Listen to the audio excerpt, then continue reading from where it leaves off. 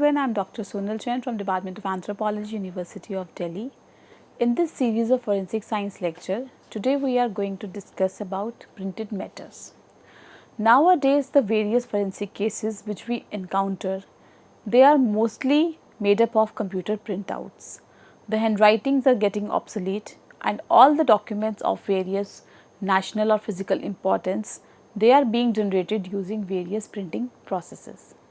So, such kind of cases when they are encountered in the forensic science lab, the major questions which we encounter, they revolve around if the printout which has been come as a question document, which printing technology is being used to print this particular document.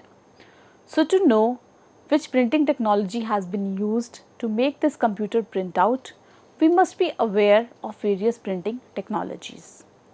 When we talk about the computer printouts, three different types of printers which are mostly encountered are dot matrix printer, inkjet printer and laser printers. Nowadays, the most of the printers which are present in various offices, schools, universities, colleges, they are laserjet printers. The inkjet printers and the dot matrix printers were the first ones which we came when we entered in this graphical era.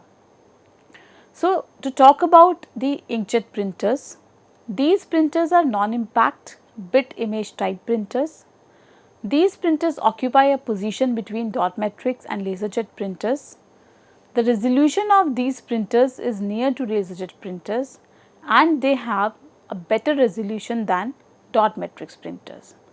The inkjet printers, they came after the dot matrix printers, and after inkjet printers we have laserjet printers.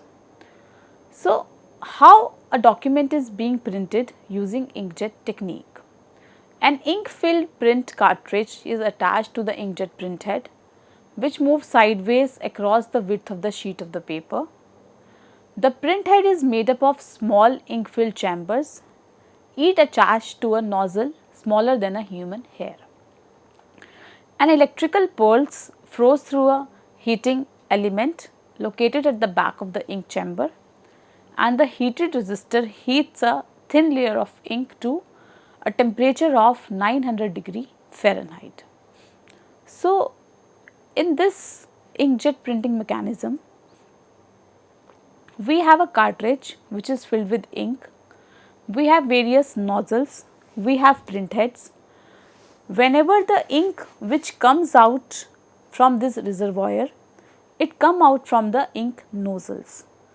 Now, how the ink is coming out? We are heating it at 900 degree F. The ink is making a shape of a bubble, and that bubble which is made up of, it bursts, and through that the ink is deposited on the paper where we have to make the printouts.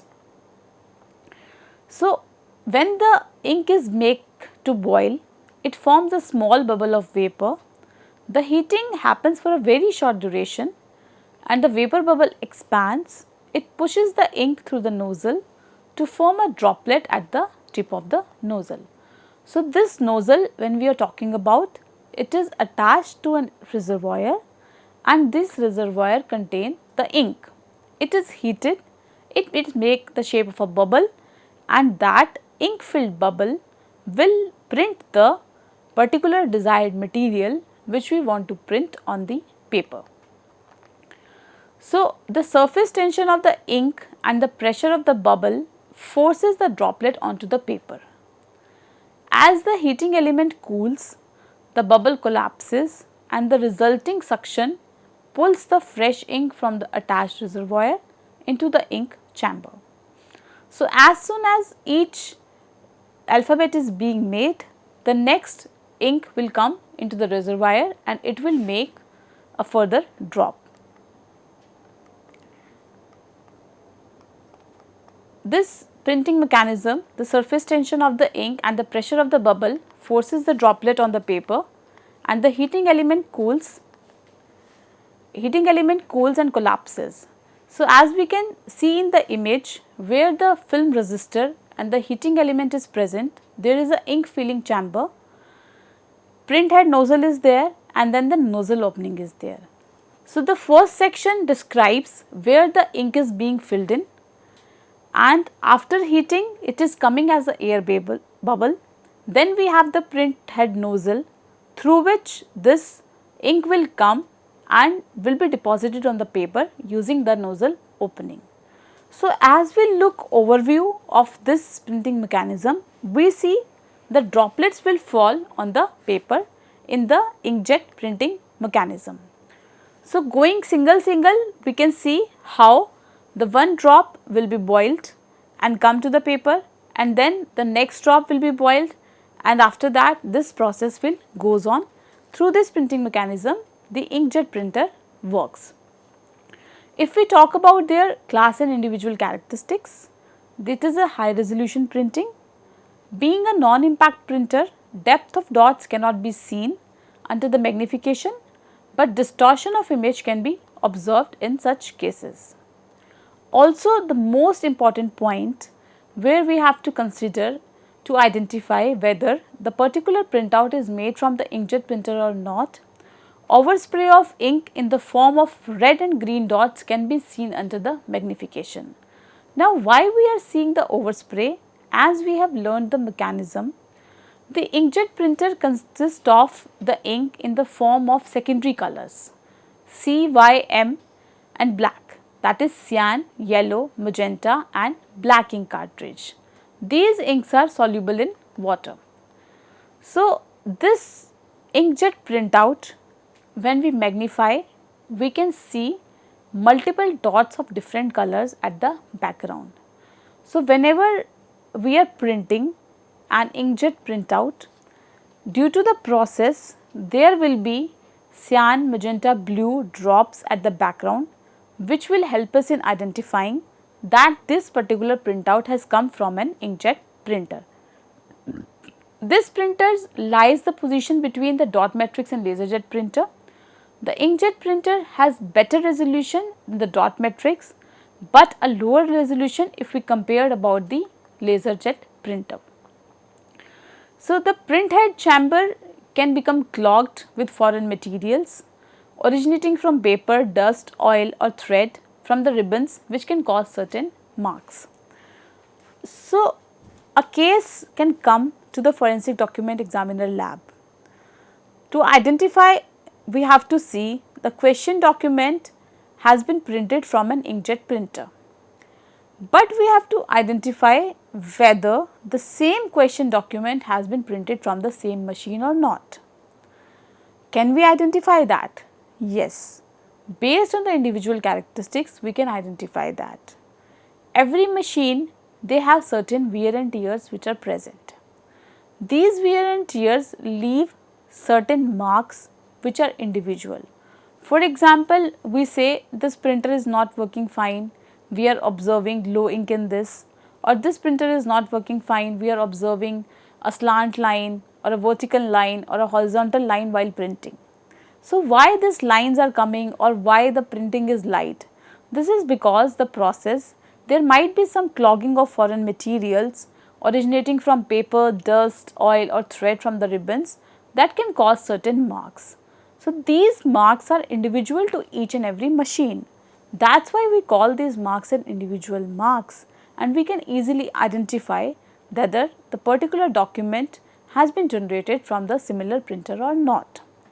There can be breaks or voids in certain letters, which is due to short interruption of ink supply to a nozzle caused by the bubbles in the ink lines.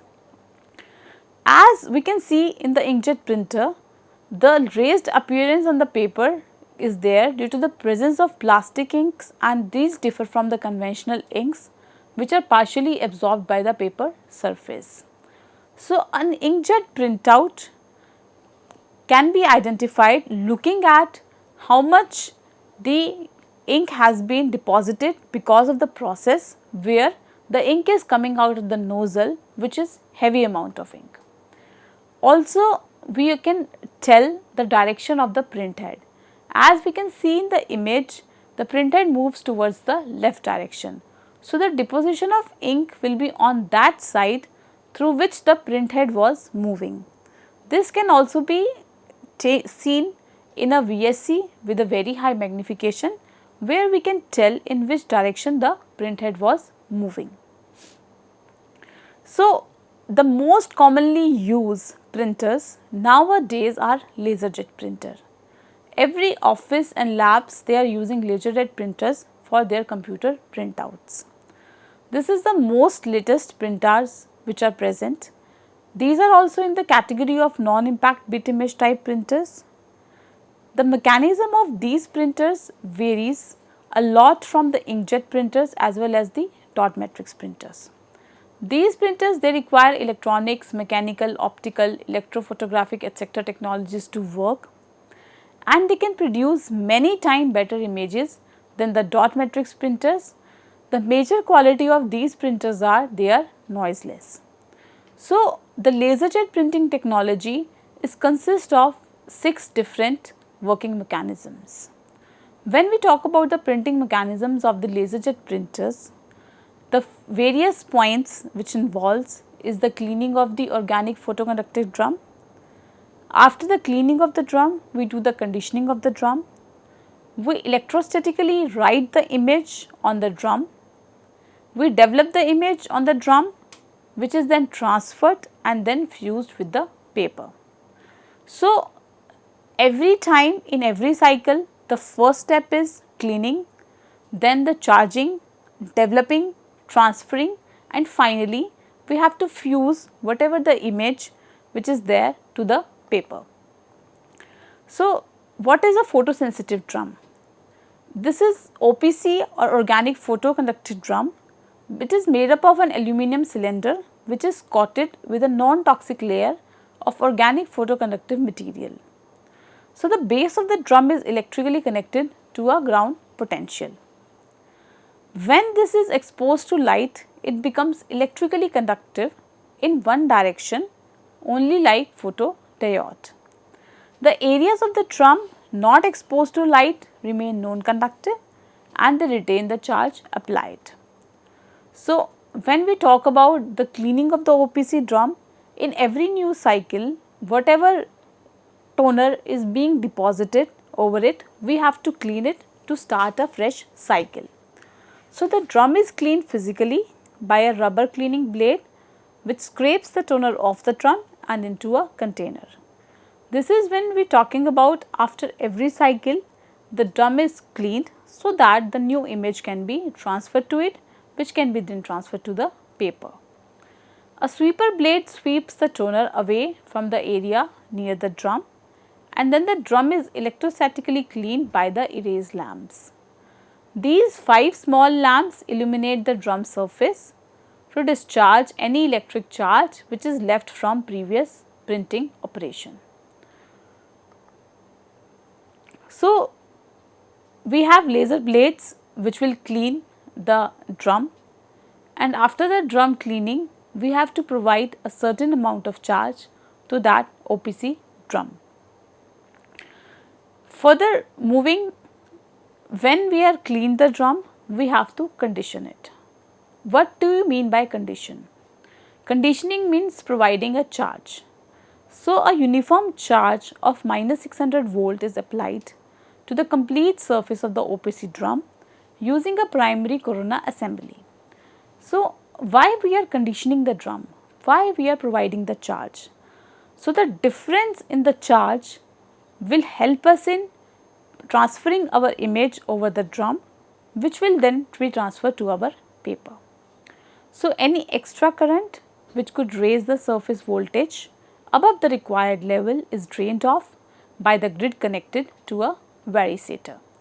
As we can see, this OPC drum is being connected to a ground potential, and after proper cleaning of the drum, a conditioning can be done using a corona unit, and the charge will be provided to the whole drum. This is being done at a very higher voltage of minus 600. So, we have cleaned the drum, we have conditioned the drum, that means we have provided charge to the drum.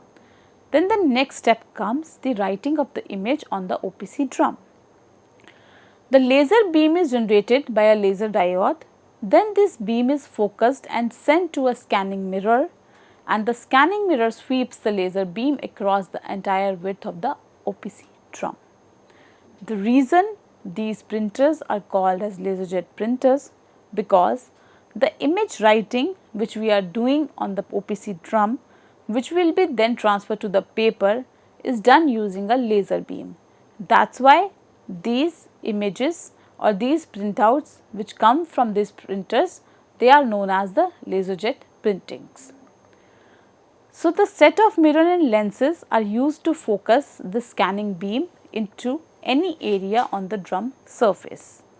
The laser beam makes the charge at particular area where it strikes to discharge to the ground remaining area, it retains the potential.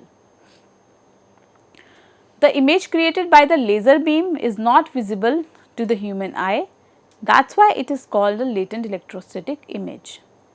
Once one dot line of image is drawn on the OPC drum, the drum is rotated by 1/300th of an inch so that the beam can write the next line. So, after conditioning, when we are writing using a laser beam, the OPC drum will keep on revolving and we will put our images on the OPC drum. With the use of various scanners and the mirrors, we can write on the OPC drum with the help of the charge. And the writings which are present on the drum is not visible to the naked eyes. So, this is how the OPC drum, we have the latent image formation which is not visible to the naked eye, and they can be drawn using a laser beam diode. So, wherever we have to, for example, we have to write the letters A, B and C. So, how the ABC will be formed, at that particular points the signal will go and the charge will be removed from there. So, there will be a difference in charge which is then further being presented. So, when we have written the image on the OPC drum, then we have to develop it. The developing cylinder consists of magnet inside causes toner to be attracted. As the cylinder rotates, the height control blade limits the amount of toner on the cylinder to a uniform thickness. So, the toner is now used to further develop the image on the opposite drum. The developing cylinder is connected to a negative power supply. This causes the toner particles to receive the negative charge from the cylinder. So, after the developing of image on the OPC drum, the negative electrostatic charge, it causes the toner to be attracted to the areas which has been exposed to the laser beam. So, when we are applying the toner will only go to those parts where we have applied the laser beam. For example, we have to write alphabet C. So, on the OPC drum, the laser beam will go in direction like making C, and when a C will be formed, at that places there will be a charge difference. So, whenever you will put toner, the toner will only go and get filled in the C, it will not get filled anywhere else. So, whenever this is filled with C, and then it can be transferred to the paper. So, here we use an AC potential which is applied to the developer cylinder to reduce the attraction between the toner particles and the magnet. Here we can see in the image that how the development of image on the OPC drum can be done through, where the laser beam has put or marked certain images which are not visible to the naked eye, and when the toner is being applied, the toner is being applied to such places where the laser beam has fallen upon. So, firstly, the image which has been transferred to the paper is being made on the OPC drum. Now, the drum has our image or the text which we wanted. Now, this text has been transmitted to the paper because in return we want a computer paper printout.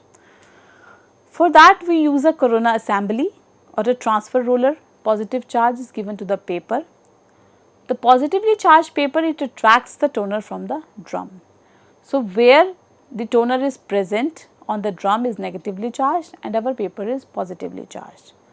So, a static charge eliminator, a row of sharp metal teeth that apply a high negative voltage, weaken the charges between drum and the paper surface.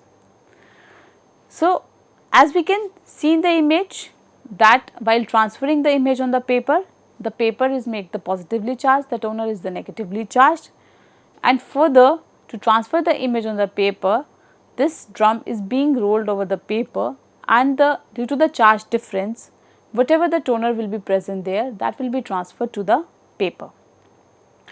Now, we have transferred the image or transferred the alphabets or the writings to the paper. The next step is to fuse it. So, what we do in the fusing, it consists of a non-stick Teflon coating roller. This roller is heated from the inside using a very high intensity quartz lamp. Basically, we are using a visible light source for fusing of the image with the paper. So, a cleaning pad applies a thin coat of oil to the surface of the fusing roller to further prevent any sticking of toner or paper to the roller, and also wipes off the excess toner and any dirt particles if they are present there. A lower roller of soft rubber is used to apply pressure to the paper, and it squeezes the melted toner into the paper fibers. So, as the melted toner is squeezed inside the paper fibers, we can say the image is now fused on the paper which we are looking for. So, to summarize the whole process of the laser jet printing, I would say that cleaning of the drum, the charging transfer, this will result in a very high resolution printing, which can be seen to the class and individual characteristics. As we have read about the dot matrix and laser jet printers, this laser jet printer has the highest resolution printing compared to the dot matrix and inkjet printer. The toner is insoluble in water and it gives glossy effects in the printing. There might be certain imperfections on the paper which are due to the imperfections from the drum of the machine. As we can see in the laser jet printouts, the printouts are very sharp. They have a sawtooth edge, not like the inkjet printers where we can see even the print mechanism. The background scatter is due to the improperly set print density, which can be known in the individual characteristics. If there is any right or left hand text missing, the foreign object is in the laser beam path and it is not allowing that particular alphabet to get printed. So, the laser jet printout, if we look at a very high magnification, we can see how sharp the edges are, how filled and sharp, which gives the glossy effect to a laser jet printout. So, when all these printing mechanisms, the other cases which come to forensic science labs, they are of photocopying.